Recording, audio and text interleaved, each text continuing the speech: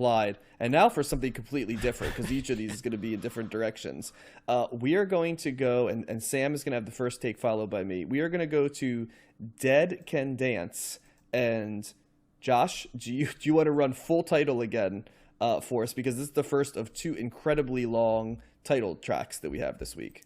Yes, the title of the album is Within the Realm of a Dying Sun. That is a suitably epic title, isn't it? Like for Yes. for this album. And I'll give a little bit of a bio here before I throw to Sam. So I would like to say that I'll credit all music this week for a little bit. I think that one of the funniest things is one of the first lines of the Dead Can Dance bio is, over the course of their career, Dead Can Dance have featured a multitude of members. So that's the first thing. But two musicians have remained the core of the band, guitarist Brendan Perry and vocalist Lisa Gerrard. So there we go. They are an Australian band, guys, who relocated to London in the early 1980s and released a string of albums. They actually went from the early 80s till 1998, when they this thing says ceased operations, but I guess that means like folded, closed up shop, whatever euphemism you want to do. They reunited in 2004 for a short tour, and they officially reformed in 2012 and issued their 12th studio LP, Anastasis, with Dionysus arriving 6 years later, which is hilarious. Sam, I know you are a literary aficionado, and I know, Josh, you definitely get the literary allusions. I laugh thinking of, like, Matt, are you aware of what that is? No freaking idea, right? But Dionysus is an interesting title for this band. But to give you a quick brief, Brendan Perry had been the lead vocalist and bassist for an Australian-based punk band. I feel like in this era, right, like the late 80s, it seems like everybody started their career in a punk band, right? That seems to be the MO of every band we cover now. It was called The Scavengers.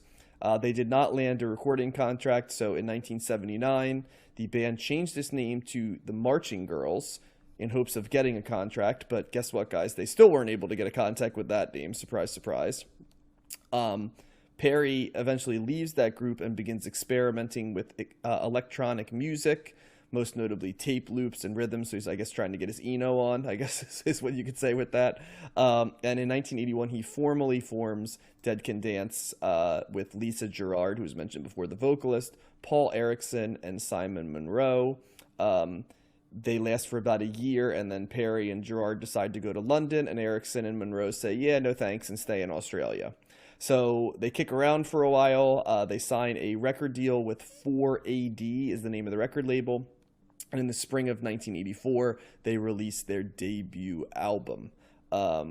It's basically their debut album is all the songs they'd written from 1980 to 1984. They released a couple other albums, including one, Spleen and Ideal, in 1985, the second album. And they began to get a cult following in Europe. They actually get a number 2 track on the UK indie charts off that album. So that was the second album. They have a 2-year period where it's described as them being relatively quiet. And then they basically create Within the Realm of a Dying Sun, which is the group's third album and appears in 1986. And this is considered to be sort of their I guess most critically well-regarded piece. There's a couple that fall into this, but this is the one that sort of is considered to be the essence of them. And yeah, that's a little bit of an overview right there. So this is an interesting one, guys. Sam, you get first take. What do you think? Oh, man. Lucky me. So, all right. Context. No idea who this band was. Right. Coming into it. And I thought about doing some homework on them just to get a little more context. Maybe I'm not being fair, but I tried to keep it in the original vein of, as you threw out the band name, Blue Ash, of the original vein of, right, cold listen, hot take. And so I appreciate that. Just purely popped it on, listening to it as I drive. And Luckily, it was one of those, we had a Was it cold driving snap music here, for you? and it was almost very moody, as if I was entering a Tim Burton movie. Although a I little will less say that whimsical, I it would was say. like listening to a Danny Elfman score. I was not expecting that, and certainly it wore thin after about a couple of tracks. Musically, I appreciate that their artistry. They are musicians. They are infinitely better than anything I could ever do or produce on any level. With that said, though, it was just such, it was like Halloween Enya. I just couldn't get into it. It just, I get the sound. I get it. It's mood music or whatever you want to call it. I just didn't see how this was any way rock at all. Like, it's not even like later day Radiohead, where they totally shift gears after OK Computer Head, and then they go into, In Rainbows and all that, all of their musical exploration of just showing like, hey, we're a genius band. We can do this. This is just like, I was just like, oh, okay, Halloween music. This is good. Yep. And that was it. And I just, nothing really stood out for me. It was just something that I just gutted through to listen and go like, let me give them a fair shake. Let me get through this. And let me not try and do any research to go, maybe I even tried to give it a second listen. I had to stop it after a few minutes. I just said, I can't do this one. Oh yeah. Like, I know that might upset some listeners in your global audience. I know you have a very wide and diverse global audience that with a lot of fans coming from our European nations. So they might be upset at this, but this is a purely hot take. I did not like Halloween Enya music here. Gotcha. That's a strong take coming out of the gates right there. This is a really interesting one in the context of our journey on the podcast. Sure It's is, yeah. It certainly takes us from the goth that we discovered. There's definitely Bauhaus, Yes. in this, as well as some of the electronic music, like the sparse atmospheric electronic music we've covered. There's vestiges of that. There's a little bit of early Cure, right? The bleakness of pornography and Joy Division, right? Like vibe wise comes through. Yeah, and then what's happening is we're starting to bring in a witch's brew, if you will, of those sounds mixed with like the world music sound, which is an interesting. You mentioned Enya, right? Which is definitely Enigma, right? Like the Yep. Yanni. the Pure sounds. That like sort of Later. atmospheric pure moods. That there's definitely classical music elements here too. The grandiosity, right, of the whole sound, right? Oh yeah, definitely. It's there. I should also like there were times where I wrote down the lyrics because they were almost meme level, like Wait, there were actual lyrics? Did I God miss sad that? boy, like Oh yeah. no, there were no, like Xavier, for example. Yep. Like I just it's like fair. The first set of lyrics I'm listening, and I'm like, wow, this is like full like Keats and Yeats and like romantic, like But not even the good. same thing that the same was thing that horrible. inspires I don't know if I'd agree totally with that, and I'll kind of go.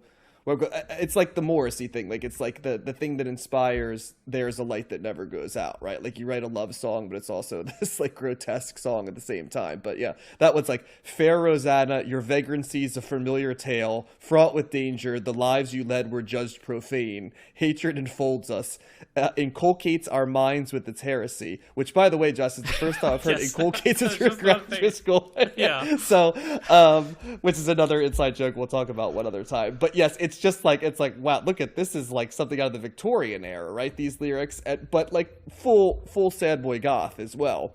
So the first But it time was just I did it, miserable, like garbage. I just watched Banshee. And Josh, maybe you can you'll like this analogy. I just watched Banshees of Inisherin, and to me, this band is that Brendan Gleeson character who just depression weighs him down, and then he just gets this self-righteous push to push everyone away for his own genius. It was this self-righteous, like, I'm gonna do this mood music, and we're gonna have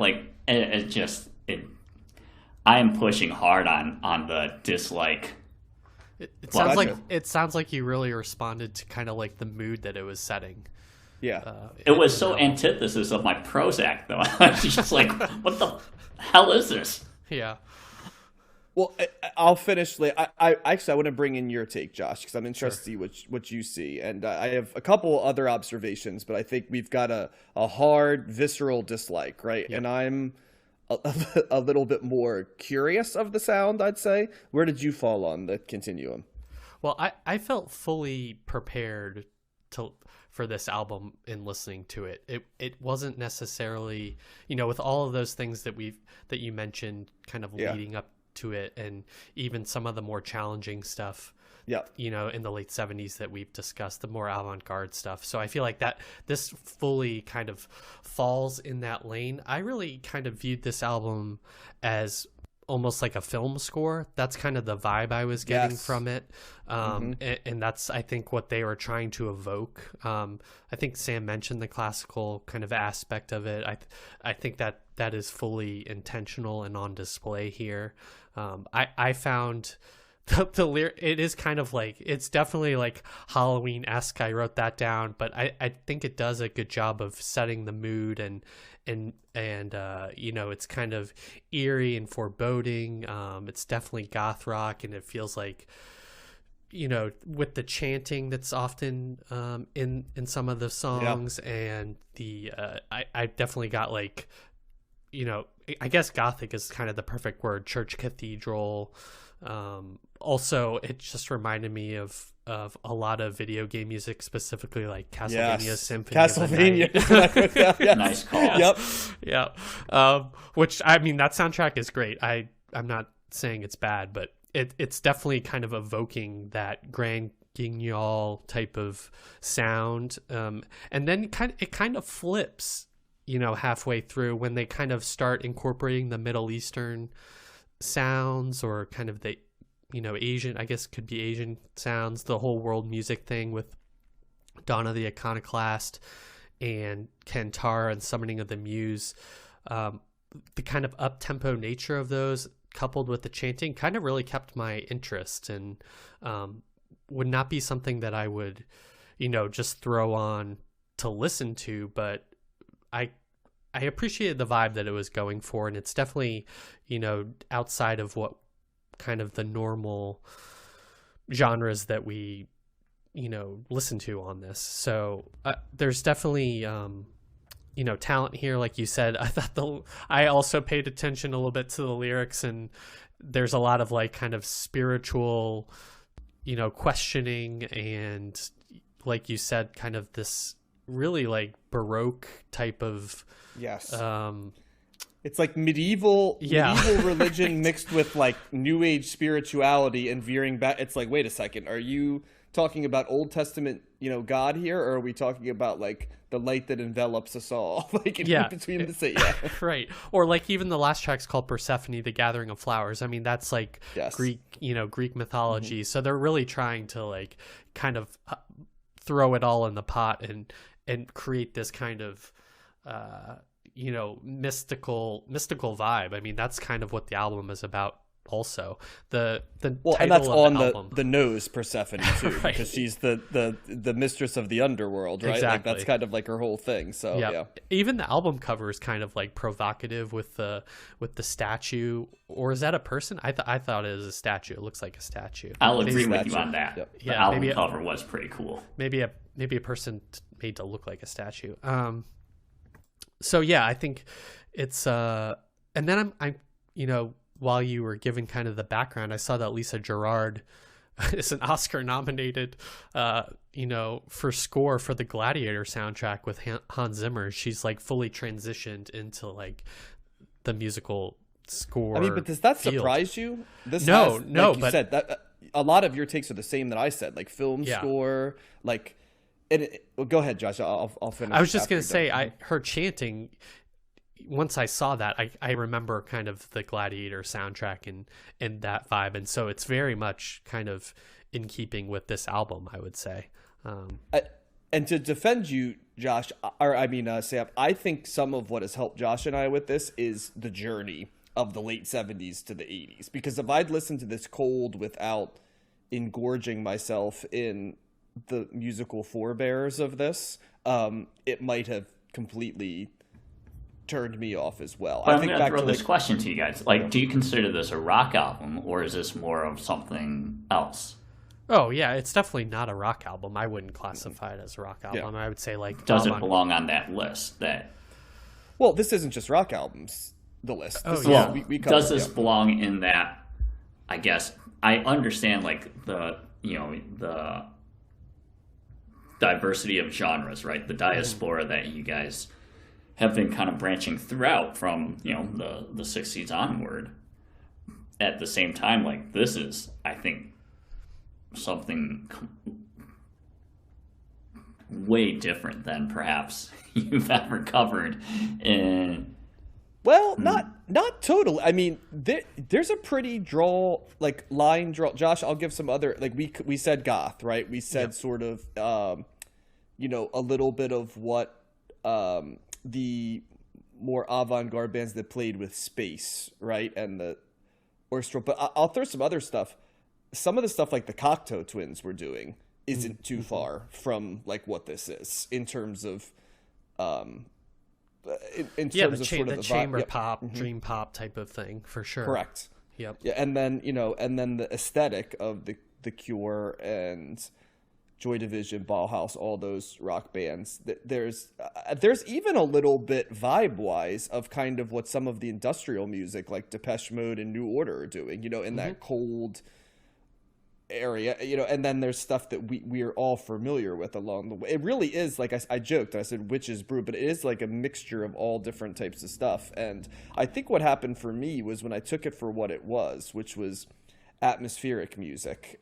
Josh said a film score. I think that's a great description for it. For me, it was mood setting, right? And it was evoking a mood. I almost looked at it as like when you study literature and you study setting, right? Like this is an album that's like a setting album, right? I mean, it may not have fully formed characters and plot, right? But it's like when Melville describes a ship for 5 pages, you know what I mean? You get a clear idea of what it is. Like this is the music equivalent of that, right? It's like it's setting the tone a little bit, and it was not unpleasant to my ears. It was just different, right, than what mass pop music is. But we've listened to a lot of music that we've even had to ask sometimes, is this music, or like what lane does this fit in? Right. So I think I ask that question less and less now because I'm like, all of these pieces are popular music in their own way. Yeah, it's to your point, Sam, it's definitely not mainstream. It's definitely not, it's on the fringes of what we, on the spectrum of what we listen to. But I feel like there's something there that I can appreciate, and that while I may not go back to it ever again, at least I can now reference it and say, oh yeah, I know that band. And I also think this album, actually, as shocking as it sounds, would be heard by modern younger listeners probably a little easier than maybe it is for us, because it sounds so much like that video game music genre that kids listen to as popular music nowadays. And we say Castlevania, but it's a lot of games have music that sounds like this when the theme is sort of like vaguely the occult or vampires or stuff like that, right? And I do think because of that, there's a lot of people that would be able to consume this as music that they would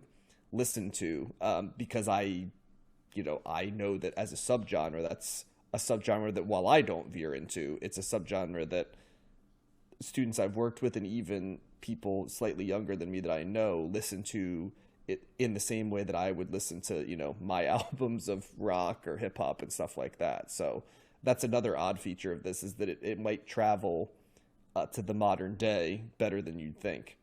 Yeah, maybe so.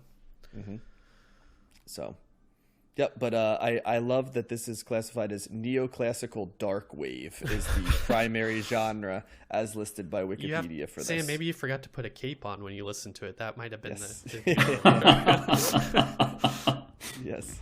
It's I would name other neoclassical dark wave groups, but they are the leader of the genre, along with a band called In the Nursery is the other band. Okay. That is Can't wait to listen to them. But yes, neoclassical dark wave world ambient music is the second, and art rock avant-garde is the third, and then gothic rock is the fourth. Yeah. And I think for the second, third, and fourth are more understood genres that both we've covered, and maybe to the casual listener there's some idea of what those sound like, and they're all accurate descriptions. Neoclassical dark wave is kind of one of those word salad things that we joke around about quite a bit, but as much as anything can be neoclassical dark wave, I think this is it, guys. Also, I'm going to name drop Eno again, and Brian Eno's always kind of a reference point for ambient and music like this, and he certainly probably would really like this, I would imagine. First ballot Hall of Famer Brian Eno for CTS. Yep. So I would say thumbs in the middle for me, because I don't know if I'm going to pick back up Dead Can Dance again and be like, let me listen to this voluntarily. I think I have to have that feel to do a true recommend. My gut tells me, Josh, that you might be in the same lane as me on that one, like thumbs firmly in the middle. My gut tells me Matt will hate this album. he will hate it or won't hate it. He will not like it. I don't think he'll be in the mindset. I think he'll like it better than you think. Okay, we'll see. Okay, we'll do a $1 bet on that, Josh. Yeah. And then Sam is firmly in the no. Firmly in the no category, I think it's safe Until to say. Halloween, firmly in the no. Put a stake in it. It's yeah, exactly. Nice pun. Yeah. Okay. So